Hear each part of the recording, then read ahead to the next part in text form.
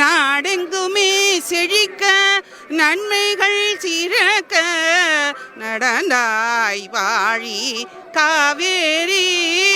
இப்படி காவேரி நம்ம வாழ்த்தணும். எல்லா தினங்களையும் வாழ்த்துறோமோ இல்லையோ, இன்றைய சிறப்பான விசேஷமான தினமான ஆடி 18 அன்னைக்கு கண்டிப்பாக நம்ம காவேரியை வாழ்த்தணும். இந்த காவேரி அப்படிங்கிறது அகஸ்திய முனிவரால் உருவாக்கப்பட்ட காவேரி. இந்த காவேரியில் என்னென்ன பண்ணணும் ஆடி பெருக்கு அன்னைக்கு அப்படின்னா, ஆடி மாதம் அம்மனுக்கு உகந்த மாதம். அது மட்டும் இல்லை, காவேரி அம்மனுக்கும் உகந்த மாதம்.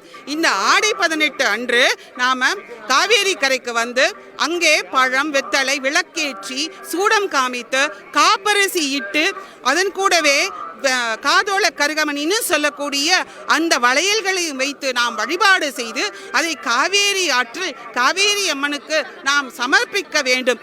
இவ்வாறு சமர்ப்பிப்பதால் நம்மளுடைய வாழ்க்கை நிறைவாகும், பெருக்கெடுத்து வரும். பெருக்கு அப்படின்னா பெருகிக் கொண்டே இருக்கக்கூடியது. அதனால இன்றைய தினம் ஆடி பெருக்கு. ஆடி மாதம் எப்போதுமே நல்ல சுபகாரியங்கள் செய்வதில்லை. ஆனால் இன்றைய தினம் எந்த தொழில் எடுத்தாலும் அது வெற்றிகரமாக முடியும். ஆடி பட்டம் தேடி விதை, இன்னைக்கு விதைக்கலாம், எல்லாம் நாம் செய்யலாம் நல்ல காரியங்கள். அது மட்டும் இல்லை, இந்த புதுமண தம்பதியர்கள் எல்லாரும் தாலி சரடு மாற்றிக்கொள்ளக்கூடிய ஒரு வழக்கம் உண்டு. அப்படி இருந்ததுன்னா அவங்க தீர்க்க சுமங்கலியா எல்லா நலன்களும் பெற்று அவர்கள் வாழ்க்கையில் சந்தோஷமாக நிறைவாக இருப்பார்கள் என்பது ஐதீகம்.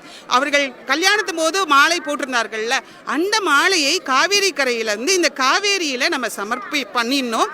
மற்றவர்கள் அத்துணை பேரும் வந்து காவேரியை வழிபாடு செய்தால் நம் வாழ்க்கையும் பெருகி நம்மளுடைய சந்தோஷங்கள் பல மடங்காக பெருகும் என்பது ஐதீகம்.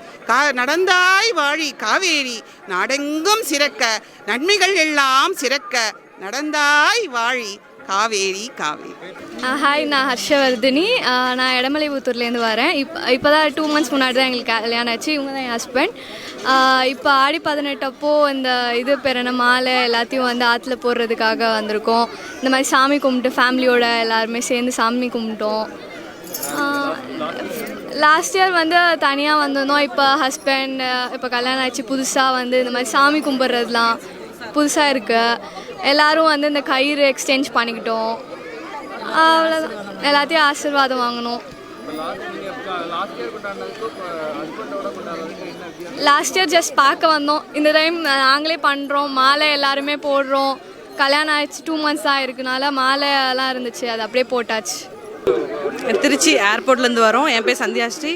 நாங்கள் எதுக்கு இங்கே வந்திருக்கோம்னா, அம்மா மண்டபத்துக்கு இங்கே ஆடி பெருக்க முன்னிட்டு இங்கே விழா சிறப்பிக்க வந்திருக்கோம். இங்கே என்ன சிறப்புனா, புது தம்பதிகள் எல்லாமே இங்கே வந்து சாமி கும்பிடுவாங்க. ஸோ காவிரி தாய் வந்து நல்லா தண்ணி நல்லா வரணும், நல்லா செழிப்பாக இருக்கணும், அதுக்காண்டி இங்கே வந்திருக்கோம். எங்கள் ஃபேமிலியோட வந்திருக்கோம். அம்மா அப்பா அண்ணி எல்லாம் சேர்ந்து வந்திருக்கோம். இங்கே என்ன சாமி கும்பிடுவோம்னா, எல்லாம் பல வகைகள் எல்லாம் வச்சு சிறப்பாக கும்பிடுவோம். இதுதான் இங்கே சிறப்பு. திருச்சி போன ஆண்டு எப்போயுமே கும்பலாக தான் இருக்கும். இங்கே எப்போயுமே எல்லாருமே இங்கே வந்து தான் கும்பிடுவாங்க. புது தம்பதிகள் எல்லாமே இங்கே தான் வந்து கும்பிடுவாங்க. ஸோ இந்த ஆண்டு இன்னும் கும்பலாக தான் இருக்குது. தண்ணியும் நிறையா போகுது.